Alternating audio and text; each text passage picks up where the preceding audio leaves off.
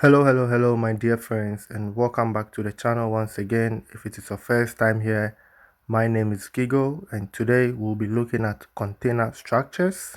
And once again, we have a new project where we're going to build this shipping container house. So just stay tuned. If this is your first time, on this channel, or you haven't seen our container projects, you can go to my playlist. It's called the Container Project. You'll see all the containers that we've built, both like the ones we've done in Ghana. Even if you go on Google and you just type in shipping container school in Ghana, you will see what we've done. And yeah, I've also shown last year I showed you guys how to build with steel, which is like a shipping container structure, and with wood. But this is like a typical shipping container that we are about to put this together. So I'll bring more updates of this project, so just stay tuned. And if you haven't subscribed to the channel, kindly please do so. I want us to go a little bit further, then I can bring an update and also keep you guys posted. Building with shipping containers is different from like with the block work, where I can always be showing you every day. This one is more about welding, so you really don't see the progress in everyday's video, but maybe in a week or in a month you see a massive change. So just stay tuned. As you can see, the guys are getting ready to do the concrete casting. I mean, like the floor, the screeding. Yeah, that is what they are busy alongside with the guys working on the woodwork, the cladding. So just stay tuned. We have more updates coming up. And I will also be differentiating between the type of container structures we have. Normally we have this one which I just showed you, which is the container. You buy the container and then you do the cutting. And we also have the one that you only use the steel beams. You use the steel as a framework, and then later you decide to use the wood cladding, or you have to buy the sheet, which is like the sheet which looks like the aluminum roofing sheet, to just do the cladding around. And so we will go deep into details to explain to you, but I have both on my channel. If you go to my playlist, like I said, you see these two different type of structures, building from foundation all the way to finish. So if you are interested, you can check in my playlist. So this is a different project. This is a community center in Sawem. Yeah. So yeah, the foundation footwork, as you can see, the foundation footwork is already it's almost done. They are busy with the filling.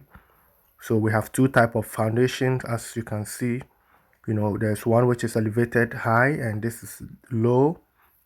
There's a reason why we are putting up this way. This is also an update which is coming. Like I told you, the season for building. So this is the time to get all the foundation work done, fill it up, and then you let the rain do its work to compact it for you. So this project is also coming, so also watch out for an update. And the filling of this is not easy. It's not a joke. It's not a joke.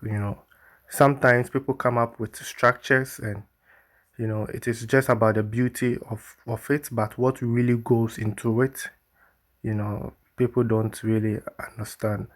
If you check of this project, especially with the filling, the design look very nice, but what really goes into it, sometimes the owners, they don't really understand the engineering work. So you could see the number of sand which has to be poured onto the upper foundation. And this is not a joke. This is not a joke. This is a lot of nitrite that you have to put in there.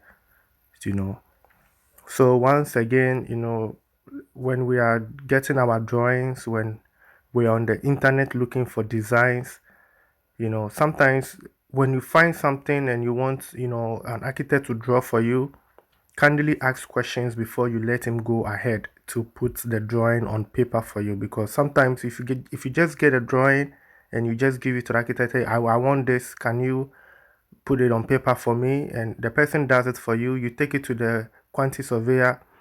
He's gonna the estimate is going to be based on the drawing, and maybe that is not even your budget. So what you do from the beginning is that you ask the architect that what has to really go into this. Does it need more iron rods? Does it need more sand? Does it need more concrete? Explain the drawing to me before you take it to the quantity surveyor to do the estimate for you. It's very important that you understand, because the architect might not know your financial status. So you see the drawing, it is very nice, you bring it to him, he is just going to put it on paper. But this is something we always do. We do ask those questions. Like, we really do ask those, because we have experience, where people bring the drawing, and then when we put it on paper and then we have to start, we realize that no, they are not capable of putting up such structures. It will take them a longer time, but then they also need to get it done immediately. So we start to coach people. So that's why you need very people who are knowledgeable with construction. And please, when you get in touch with my contractor and he's asking you those questions, don't get annoyed. Don't think that maybe he doesn't want to do it and he's asking you too much question. It's based on experience. We don't want to take your money and just draw something for you, and then in 2 months time when you begin with your project, you realize that this is not something that you can afford. you know we all can start a foundation, but to get the structure, the building to the finishing is the problem. So let's watch out for that. Welcome back to the channel. We are Mr. Kwete Block Factory. We are a new Tima market. No, you see how the open a new our person. Would you with you, mano? Our person will sit down and I say, we'll sit down. Our person, we are roofing. Who from Mr. Kwete, wait me a supply would be our person. Would you a juma? Our site. Our Ningo Prom Tema, a feeling a shama. If an hour crowd fry, you bet me a supply on ya. Now wait me, I hear. Would you come? Your boy, your home body, your queen, and to Yadi, and we also abeshe a jumanumu. To be a quarter or two, ni Ukama, Ochu Aloba Flu, check Mr. Kwete, your 0246246938. To any Tiba market, the Dawina no, Dawina Tiba market. For chairman, no, my link you about to fine. No, obey problem cry, only here, Jewish Kava free ready cash. So this brings us to the end of today's episode. I really do appreciate your time spending on the channel. Can you please don't forget to like this video and subscribe to the channel, and I'll see you in my next episode. Like, do we?